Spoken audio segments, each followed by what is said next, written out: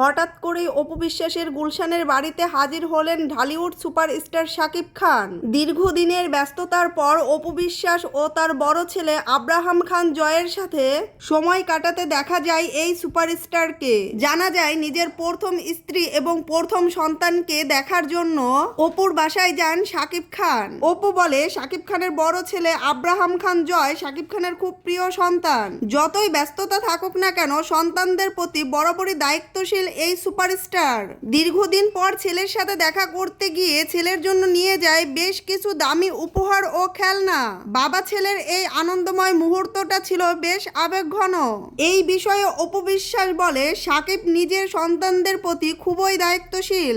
একজন স্বামী হিসাবে তিনি যেমনই হোক না কেন একজন বাবা হিসাবে তিনি চমৎকার। এরপরে অপু বিশ্বাসের কাছে জানতে চাওয়া হয়, এক সময় শাকিব খান নাকি সন্তানদের খরচ বহন করেননি। এই অভিযোগের ভিত্তিতে আপনার মতামত কি? এই বিষয়ে অপু বিশ্বাস বলে, আমি এমন কোনো কথা কখনোই বলিনি। হয়তো গুজব বা রটনা শুনেছেন। শাকিব শুরু থেকেই তার সন্তানের সব খরচ বহন করে আসছে। আমার খরচ না দিলেও সন্তানের দায়িত্ব এবং খরচ সে কখনো এড়িয়ে যায় না। আমার বা তার পরিবারের সদস্যদের কাছ থেকে সবসময় জয়ের খোঁজ খবর নেয়।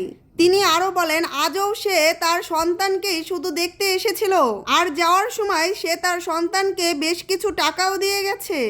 একজন বাবা হিসাবে শাকিব খানের বিরুদ্ধে আমার কোনো অভিযোগ নেই।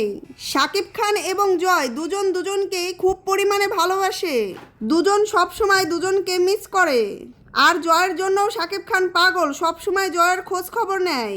প্রিয় দর্শক, শাকিব খানের একজন বাবা হিসাবে অপু বিশ্বাসের এই বক্তব্য আপনার কাছে কতটা ভালো লাগলো কমেন্ট করে জানাতে ভুলবেন না। আর আমার এই চ্যানেলটা খুবই নতুন, ভিডিওতে লাইক দিয়ে একটা সাবস্ক্রাইব করে দেন।